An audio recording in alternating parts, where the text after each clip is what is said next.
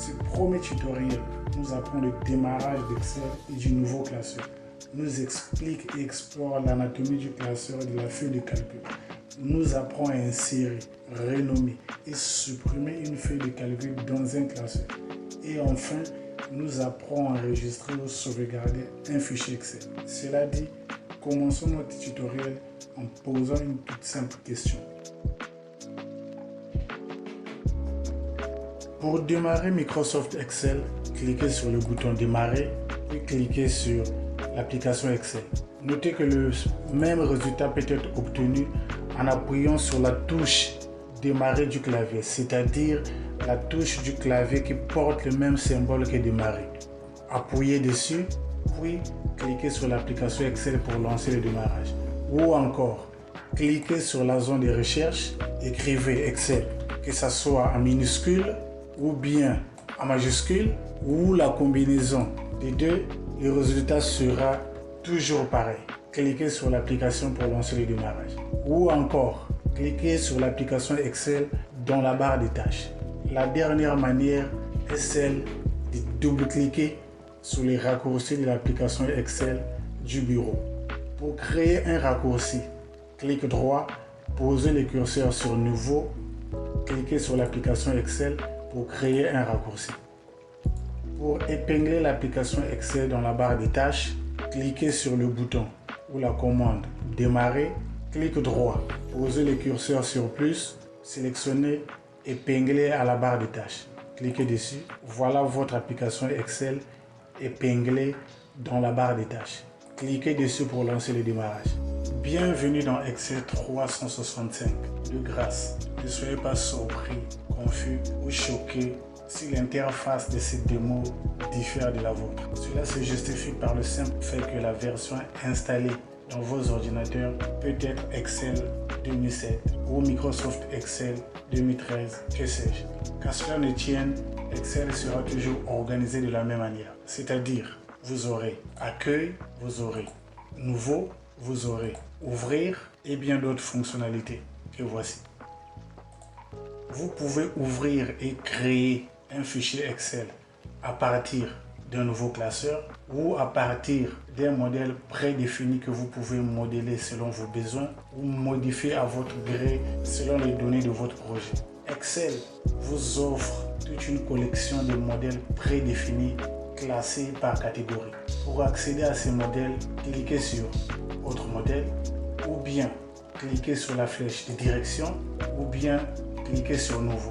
Peu importe la démarche que vous allez prendre, toutes ces commandes vous ramèneront toujours à Nouveau. Voici les modèles classés par catégorie. Pour accéder au modèle de la catégorie Budget, cliquez sur Budget. Pour avoir l'aperçu d'un modèle, vous pouvez cliquer sur ce modèle. Ou bien, clic droit, cliquez sur Aperçu. Vous pouvez apercevoir les modèles suivants. Tout juste cliquez sur la flèche de direction ci-dessus. Pour ouvrir ce modèle ou bien ce modèle, il vous suffit juste de cliquer sur Créer. Au cas où il y a quelques modèles qui vous intéressent ici, vous pouvez les épingler. C'est-à-dire cliquer à l'icône Épingler pour le voir ultérieurement. Voici le modèle prédéfini que vous avez épinglé et vous pouvez retrouver facilement. Pour dépingler, il suffit juste de cliquer dessus et une fois que vous revenez, vous voyez, il n'y a plus le symbole épingle. Ça veut dire que ce modèle avait été dépinglé.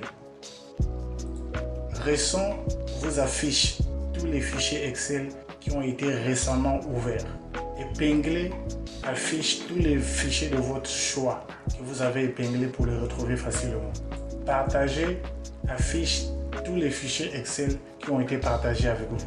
Comme vous voyez, nous n'avons aucun document qui s'affiche par le simple fait que nous avons épinglé aucun document. Pour épingler un document, mettez le curseur sur le document, cliquez sur Épingle. Mettez le curseur sur le document, cliquez sur Épingle. Et là, si vous cliquez sur Épingler, vous allez voir les documents qui ont été épinglés. Pour dépingler un document, cliquez juste sur le bouton Épingle, cliquez encore, vous n'avez aucun document affiché dans la catégorie épinglé. Pourquoi épingler des fichiers? Admettons que vous avez ouvert beaucoup de fichiers ou travaillé sur beaucoup de fichiers Excel pendant 3 mois et vous avez ouvert près de 300 fichiers, parmi lesquels il n'y a que 3 fichiers de votre choix qui sont importants, que vous voulez facilement retrouver. Pour ce faire, il suffit de l'épingler. Vous pouvez aussi travailler sur un certain nombre de fichiers et vous ne voulez pas que les gens sachent quels sont les fichiers que vous avez ouverts récemment. Pour supprimer les fichiers que vous avez ouverts récemment dans la liste, cliquez droit, cliquez sur supprimer de la liste, cliquez encore droit, supprimer de la liste, ainsi de suite. Et chaque fois que vous ouvrez un fichier Excel, s'il n'y a aucun document qui s'affiche, ce n'est pas forcément qu'aucun document avait été récemment ouvert. Il se peut que les documents qui ont été récemment ouverts, la personne qui les a ouverts les a supprimés, ou une autre personne qui a travaillé à ces postes a supprimé tous les fichiers ou les documents qui ont été récemment ouverts. Pour les débutants, voici comment se présente l'interface de Microsoft Excel 365 pour la première fois, ou les autres versions que vous avez lorsque vous l'ouvrez pour la première fois. Pour ouvrir et créer un nouveau classeur, cliquez sur Nouveau. Voici comment se présente l'interface d'un nouveau classeur. Le classeur d'Excel peut être divisé en 5 parties que voici. La barre verte, le ruban, la zone en dessous du ruban, la feuille de calcul et la barre d'état. La barre verte, aussi considérée par certains comme la barre de titre, comprend la barre d'outils accès rapide, la barre de titre, la zone recherchée, le nom de l'utilisateur, le bouton option d'affichage du ruban, le bouton réduire ou minimiser, le bouton agrandir ou restaurer et le bouton fermer. La barre d'outils accès rapide vous permet d'avoir un accès rapide à un petit ensemble d'outils ou de commandes spéciales fréquemment utilisées que l'on trouve au sein des différents onglets du ruban. Pour personnaliser la barre d'outils accès rapide, cliquez sur la flèche dirigée vers le bas. Sélectionnez dans cette liste les outils ou les commandes fréquemment utilisées de votre choix.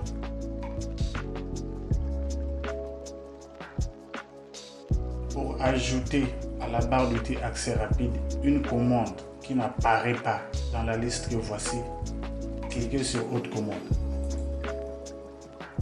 Une boîte de dialogue s'affiche. Cherchez l'outil ou la commande de votre choix que vous voulez ajouter à la barre d'outils accès rapide. Par exemple, actualiser tout. Cliquez sur l'outil Actualiser tout, cliquez sur Ajouter, cliquez encore sur Ajouter ou supprimer des filtres, cliquez sur Ajouter, cliquez sur Enregistrer sous,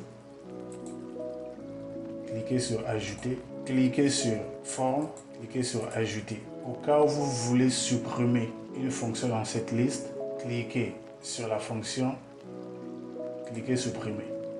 Une fois que vous avez ajouté les fonctions qui n'apparaissaient pas dans la liste, cliquez sur OK.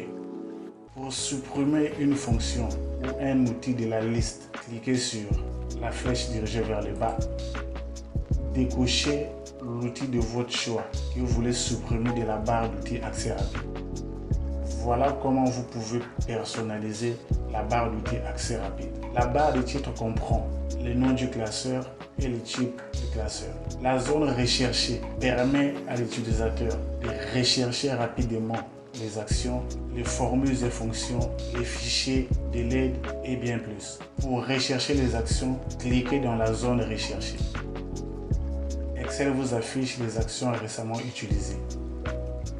Vous suggère aussi certaines actions en fonction des actions récemment utilisées. À partir des actions suggérées, nous pouvons accéder à toute une liste de couleurs du thème. Nous pouvons aussi accéder aux fonctions liées à la somme automatique, la moyenne, le nombre et bien d'autres. Pour rechercher une formule ou une fonction, cliquez sur la zone, écrivez par exemple recherche V. Voilà, Excel vous affiche la fonction que vous êtes en train de rechercher.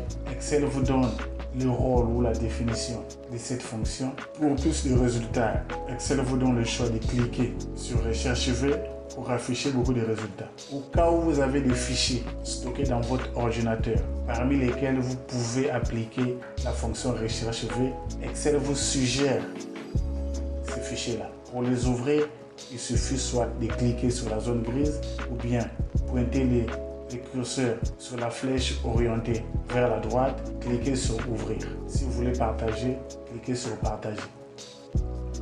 Si vous voulez appliquer la fonction recherche V, cliquez sur la fonction.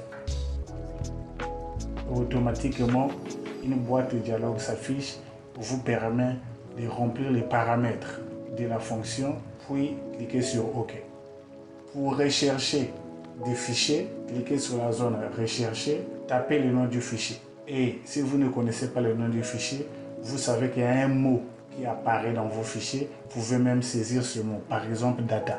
Excel nous affiche des actions que nous pouvons effectuer à partir du mot data, comme par exemple toutes les fonctions liées à la catégorie date et heure que nous avons à notre droite. Nous pouvons cliquer sur la barre de défilement pour voir les fonctions liées à la catégorie date et heure. Excel nous affiche aussi comme action la fonction validation. Cette fonction nous permet de créer une liste déroulante des données. Excel nous propose encore comme action option des données. Excel nous donne la possibilité de rechercher le mot data. Excel nous affiche tous les fichiers stockés dans notre appareil qui portent le mot data.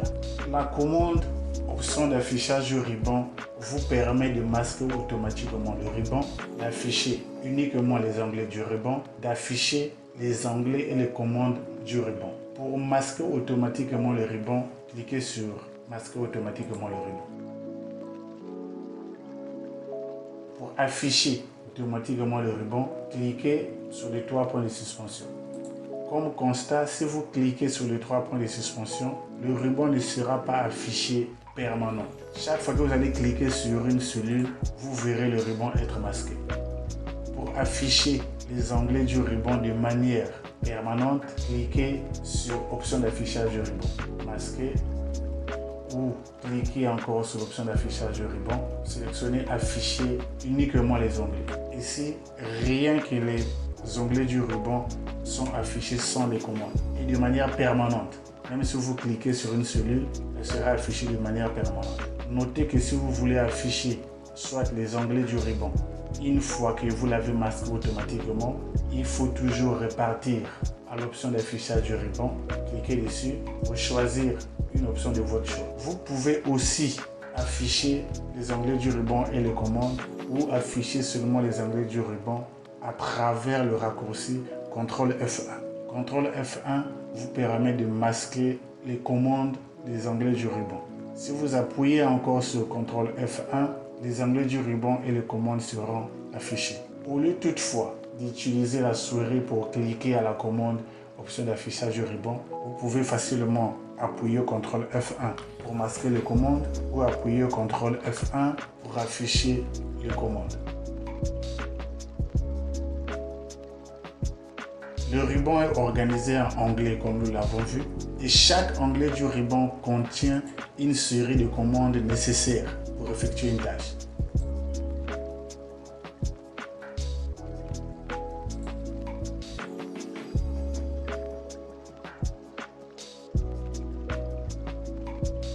Les outils ou commandes liés à un contexte spécifique donné sont classés au sein d'un groupe. Et certains groupes contiennent un menu avec des options supplémentaires. Bien que classés dans un groupe donné, certaines commandes contiennent une liste déroulante de fonctions supplémentaires. Par exemple, les commandes qui sont liées à un contexte spécifique police sont classées dans le groupe police. Même chose pour le groupe alignement, même chose pour le groupe nombre, même chose pour le groupe cellule. Bien que ces commandes sont classées dans le groupe cellule, certaines, pas toutes, certaines commandes contiennent une liste déroulante des outils supplémentaires. Par exemple, la commande bordure contient une liste supplémentaire des outils. Cliquez sur la flèche dirigée vers le bas pour dérouler la liste. Voilà. La même chose pour le groupe cellule qui a la commande insérer. En cliquant, la commande nous offre une liste déroulante supplémentaire des outils. Même chose pour le format nombre. En cliquant, il nous offre une liste déroulante de format nombre. Le groupe, pas tous les groupes, certains groupes contiennent un menu avec d'options supplémentaires. Le groupe police, par exemple, a un menu d'options supplémentaires. Le groupe alignement aussi. Le groupe cellule n'a pas un menu d'options supplémentaires, tout comme le groupe édition. L'onglet fichier permet à l'utilisateur d'accéder aux commandes spécifiques liées au fichier ou aux options d'Excel. Cet onglet a été introduit dans Excel 2010 en remplacement du bouton Office dans Excel 2007 et du menu fichier dans les versions antérieures. Ça veut dire que si la version installée dans votre ordinateur est une version inférieure à Excel 2010, vous n'aurez pas l'onglet fichier. Vous aurez le bouton Office et le menu fichier. Parmi les commandes spécifiques liées au fichier, nous avons Nouveau, Ouvrir, Information, Enregistrer, qui nous permet d'enregistrer et de sauvegarder les fichiers.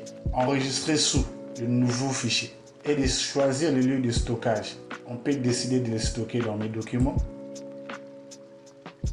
Notez que Excel par défaut a donné le nom classeur 1. Vous pouvez renommer ce classeur à votre gré. Par exemple, Intro Microsoft Excel 365. Puis cliquez dans Enregistrer pour enregistrer le nouveau fichier que vous venez de renommer à l'endroit préféré dans votre ordinateur. La commande Imprimer nous offre les outils et fonctionnalités liés à l'imprimante. La commande Partager nous permet de partager nos documents avec tierces personnes. Nous pouvons joindre un fichier PDF ou garder le classeur Excel. Nous pouvons aussi partager les documents que nous avons stockés dans OneDrive. La commande Exporter nous permet d'exporter nos documents soit dans un fichier PDF, soit dans un format de notre choix. XPS, pour modifier le type de format ou choisir le format de notre choix, cliquez sur Modifier le type de format. Une boîte de dialogue s'ouvre avec plusieurs formats. Il nous suffit juste de choisir le format de notre choix. La commande Publier vous permet de publier votre travail dans Power BI. Power BI est un logiciel de Microsoft qui vous permet de créer des tableaux de bord dynamiques et des rapports visuels enrichis. Vous avez la commande Fermer qui vous permet de fermer le classeur. Vous avez la commande Compte qui affiche les informations de l'auteur de ce compte. La commande Votre avis vous permet de partager votre avis avec l'équipe de support de Microsoft Excel. Si quelque chose vous plaît dans la version installée dans votre ordinateur ou une fonction donnée, cliquez, envoyez un sourire et faites un commentaire. S'il y a quelque chose qui ne vous plaît pas, cliquez sur envoyer un sourire mécontent et partagez votre mécontentement. Si vous avez une suggestion, cliquez sur envoyer une suggestion et partagez votre idée sur la fonctionnalité afin que Microsoft Excel puisse l'améliorer. Si vous avez une suggestion quelconque, que ce soit sur une formule donnée, une fonction donnée ou bien sur la version installée dans votre ordinateur, cliquez dessus, partagez votre suggestion. Cela permet à l'équipe du support d'améliorer la qualité du logiciel. La commande Options vous offre des outils liés aux options d'Excel. Général vous offre les outils et les fonctionnalités liées à Excel. Par exemple, la taille de police, par défaut, est 11. Vous pouvez décider de changer la taille de police de 11 à 12. Pour le faire, il suffit juste de cliquer, sélectionner 12. Par défaut, lorsque vous ouvrez un classeur, il y a toujours une seule feuille. Cela vous permet de contrôler le travail que vous êtes en train de faire, d'ajouter des feuilles à votre gré selon le projet. Au cas où vous voulez que Excel affiche plus de 2 feuilles, Par défaut, à chaque ouverture, il vous suffit d'augmenter et de cliquer sur OK. La commande formule vous permet de modifier les options relatives au calcul de formule, aux performances ou au traitement des erreurs. Par exemple, vous pouvez activer le calcul itératif. Toujours cliquer sur OK. La commande donnée permet de modifier les options relatives à l'importation et à l'analyse des données. Ainsi de suite. La commande vérification vous permet d'avoir accès aux outils ou aux fonctions de correction automatique et bien d'autres. La commande enregistrement vous donne les fonctions sur l'enregistrement de la feuille de calcul. Par exemple, l'enregistrement automatique ou la récupération des données se fait chaque 10 minutes. Au cas où il y a blackout ou coupure d'électricité ou quelque chose où la batterie de l'ordinateur est faible, chaque 10 minutes, ça enregistre les données. Cela vous permettra de récupérer vos données. Vous pouvez décider de réduire ces 10 minutes en 5 minutes par exemple. À chaque 5 minutes, Excel enregistrera automatiquement le travail que vous avez fait. Chaque fois que vous effectuez une modification, souvenez-vous de venir toujours cliquer dans OK. La commande langue vous permet d'ajouter autant de langues de votre choix. Accessibilité, son avancé, personnaliser les rubans. De la même manière que nous avons personnalisé la barre d'outils accès rapide, nous pouvons aussi personnaliser le ruban. C'est-à-dire ajouter d'autres onglets ou groupes au ruban. Par exemple, nous pouvons ajouter l'onglet dessin. Voici les onglets que nous avons ajoutés dans la liste dans le ruban. Nous avons la barre d'outils accès rapide que nous avons longuement abordée récemment. L'onglet accueil contient les outils les plus fréquemment utilisés, tels que couper, copier, coller,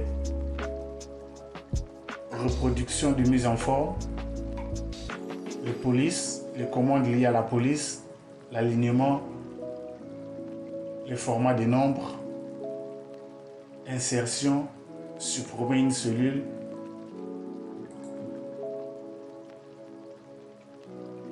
masquer au groupe style, les commandes liées au groupe cellule et bien d'autres. L'onglet insertion contient des commandes permettant d'insérer des tableaux, des compléments, des graphiques, des filtres, des commentaires, des symboles et caractères spéciaux et bien d'autres. L'onglet dessin nous permet de faire des dessins, pour ceux qui aiment faire des dessins bien sûr. L'onglet mise en page fournit des outils pour gérer l'apparence de la feuille de calcul, à la fois à l'écran et l'impression. Il permet de changer les marges, l'orientation, la taille du classeur et bien d'autres. L'onglet formule fournit à l'utilisateur des commandes liées à la bibliothèque de fonctions, au gestionnaire de noms, à la vérification des calculs, vérification des erreurs, évaluation des formules et bien d'autres. La bibliothèque de fonctions nous offre plusieurs fonctions classées par catégorie. Nous avons les fonctions associées à la catégorie somme automatique. Nous avons les fonctions associées à la catégorie récente. Nous avons les fonctions associées à la catégorie finance. Nous avons les fonctions associées à la catégorie logique. Nous avons les fonctions associées à la catégorie texte. Nous avons les fonctions associées à la catégorie date et heure. Nous avons les fonctions associées à la catégorie recherche et référence. Nous avons les fonctions associées à la catégorie maths et trigonométrie pour les matheux. Nous avons les fonctions associées aux statistiques, à l'ingénierie, à l'information et bien d'autres. L'onglet données contient des outils à la récupération et la transformation des données, aux requêtes et aux connexions, au type de données, tri et filtre, outils de connexion et bien d'autres.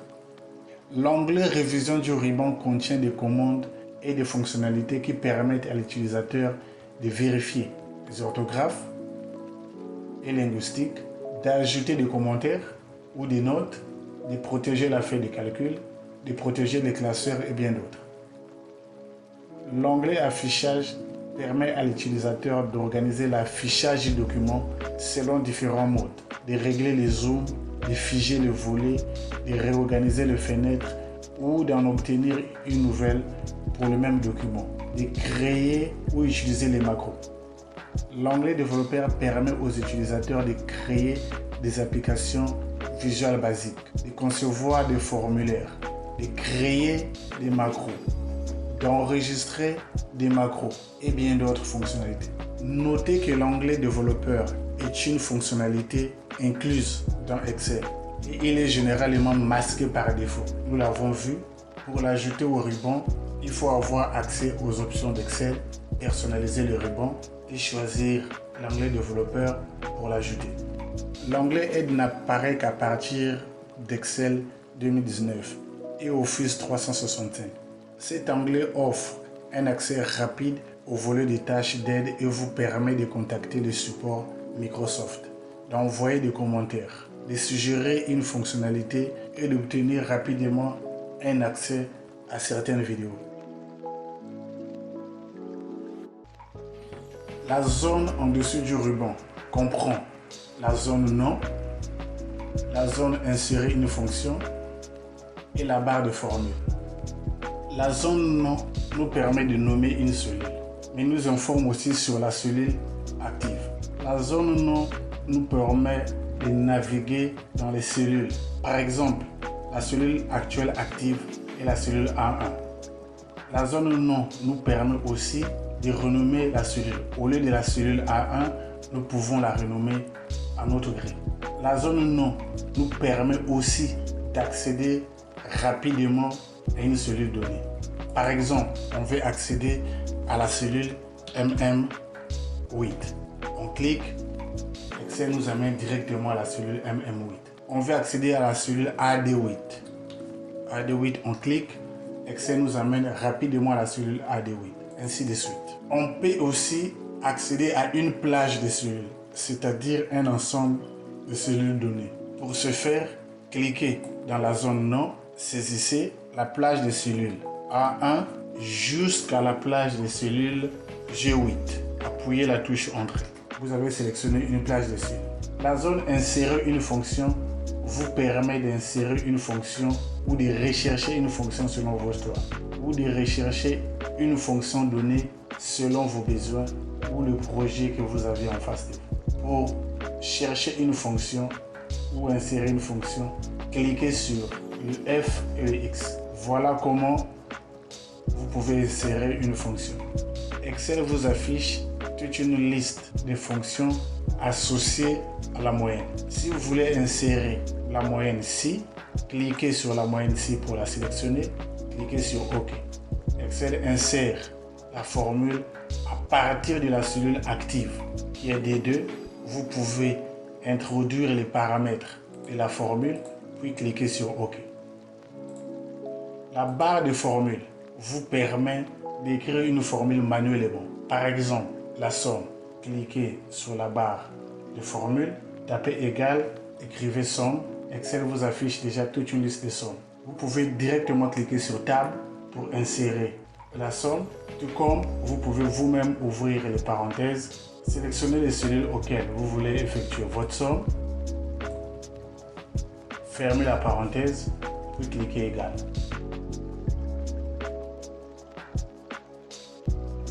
Une feuille de calcul d'Excel est organisée en colonnes, en ligne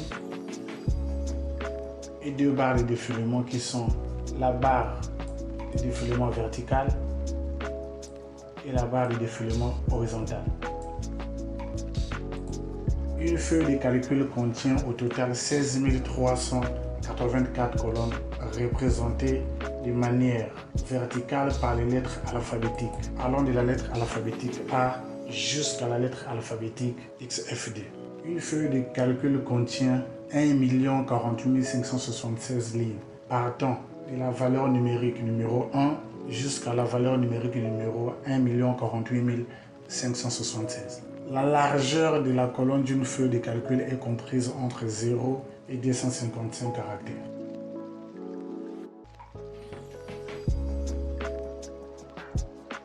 Essayons de mettre 255 caractères pour voir à quoi ressemble la largeur d'une colonne. Voilà à quoi ressemble la largeur d'une colonne.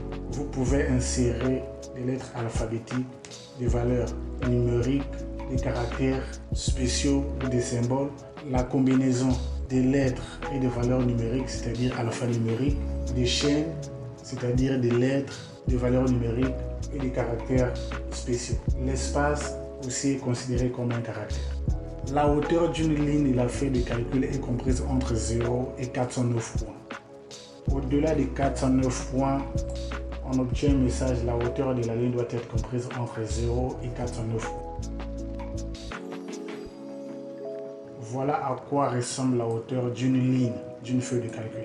Le zoom d'une feuille de calcul est comprise entre 10% et 400%. Nous pouvons activer le zoom à partir de la barre d'état. Nous pouvons aussi activer le pourcentage de zoom.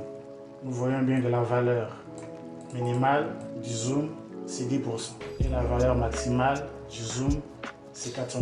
Nous pouvons cocher. Une feuille de calcul contient 1026 sauts de page horizontales et verticales. Nous pouvons cliquer ici pour venir pour voir les sauts de page. Nous avons les sauts de page ici. Nous avons au total 1026 sauts de page verticales et horizontales. Et si on descend, nous avons le premier saut de page horizontal. Continuons à descendre. Le deuxième saut de page horizontal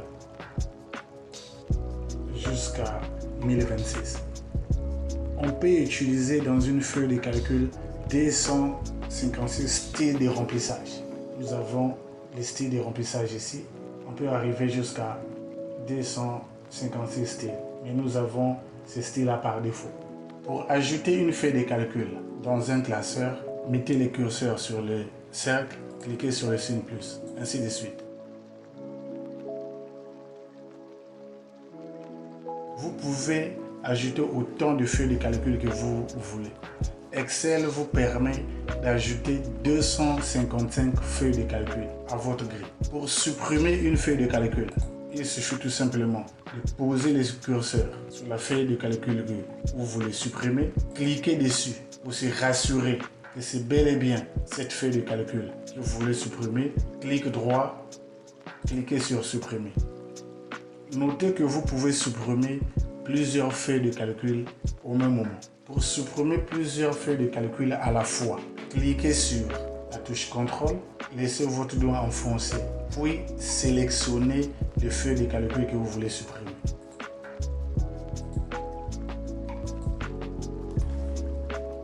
Clic droit, cliquez sur supprimer. Voilà comment vous pouvez ajouter une feuille de calcul ou des feuilles de calcul, supprimer une feuille de calcul ou supprimer des feuilles de calcul au même moment.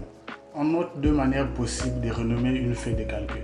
Première méthode, clic droit sur la feuille de calcul que vous voulez renommer, sélectionnez renommer, cliquez dessus. Tapez le nom de votre choix et renommez. Deuxième méthode, clic sur la feuille de calcul que vous voulez renommer, double-clic à l'intérieur, puis renommer.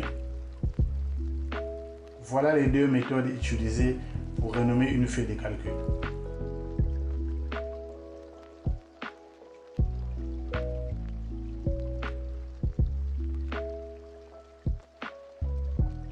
Pour masquer une feuille de calcul, sélectionnez les feuilles de calcul que vous voulez masquer. Clic droit, sélectionnez masquer, cliquez sur masquer.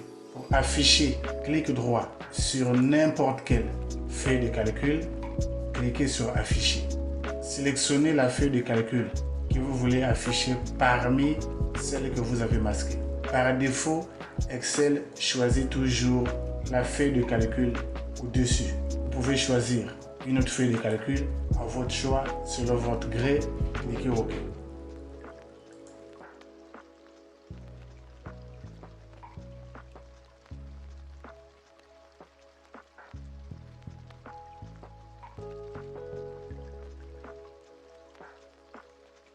La barre d'état affiche un certain nombre d'options, dont la plupart donnent à l'utilisateur des informations sur la feuille de calcul en cours, des informations sur les données de la feuille de calcul et l'état de marche ou arrêt des différentes touches du clavier.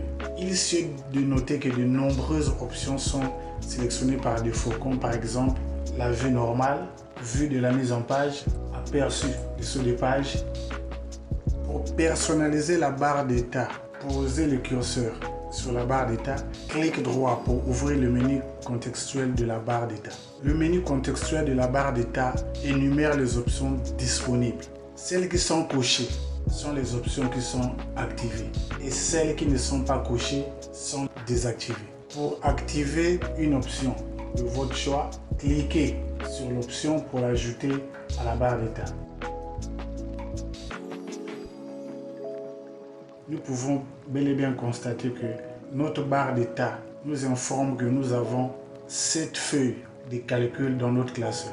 Et à chaque fois que nous cliquons sur une feuille de calcul, la barre d'état nous dit que nous sommes à la première feuille parmi les 7 du classeur. En cliquant sur la deuxième feuille, la barre d'état nous dit que nous sommes à la deuxième feuille parmi les 7, ainsi de suite. Pour enregistrer un fichier, il suffit juste de cliquer sur enregistrer. Au cas où nous n'avons pas personnalisé la commande enregistrer, nous pouvons cliquer sur fichier, puis enregistrer. Nous pouvons aussi utiliser les raccourcis CTRL-S. Excel nous demande de choisir l'emplacement auquel nous allons enregistrer notre fichier. Excel nous donne aussi le choix de changer le format du fichier que nous voulons enregistrer. Pour changer le format, cliquez dessus, cherchez le format de votre choix dans la liste déroulante. Ça peut être PDF, peu importe. Les classeurs 97 à 2003 ou bien laissé par défaut. Vous avez le choix de sauvegarder dans OneDrive ou bien d'autres options. Ça peut être dans votre ordinateur ou bien vous devez parcourir l'emplacement auquel vous voulez sauvegarder votre fichier. Attribuez un nom à votre fichier et non le nom par défaut d'Excel.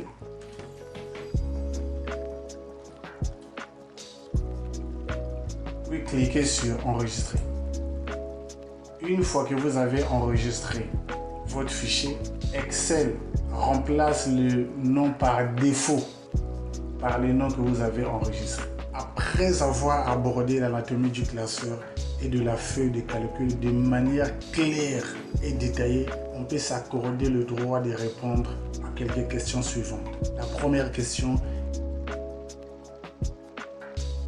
selon votre instructeur, le fils d'une ménagère, une cellule est l'intersection d'une colonne et d'une ligne. Une cellule peut contenir du texte, des nombres, des formules et fonctions ou la combinaison de ces trois éléments.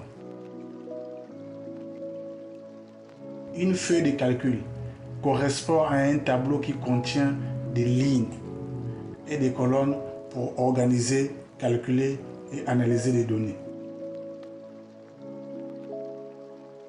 Un classeur est un fichier contenant une ou plusieurs feuilles de calcul destinées à aider l'utilisateur à organiser les données. Excel est une application informatique de feuilles de calcul de la gamme bureautique Microsoft Office qui affiche les données sous forme d'un tableau, c'est-à-dire lignes et colonnes. Il permet aux utilisateurs de stocker les données, de faire des calculs numériques, de créer des graphiques, des tableaux de bord et rapports visuels, de programmer comme dans Visual Basic, d'analyser, d'interpréter et présenter des informations. Merci à tous pour la participation. Nous sommes arrivés à la fin de ce premier tutoriel. Nous espérons que vous avez apprécié notre approche pratique, interactive et pragmatique et que vous avez trouvé ce premier tutoriel utile. N'oubliez pas de continuer à pratiquer et à vous perfectionner. Et nous sommes certains que vous serez à mesure d'appliquer ce que vous avez appris sur ce premier tutoriel. Si vous avez des questions, prière de les poser sur mon compte Telegram ou YouTube. Au cas contraire, connectez-vous 15 minutes avant le début de la prochaine séance. Bon après-midi pour ceux des États-Unis et le Canada. Bonne soirée à celles et ceux qui vivent à l'Europe. Et surtout, ceux qui vivent à la terre-mère, le berceau de l'humanité. La suite au prochain tutoriel. Merci.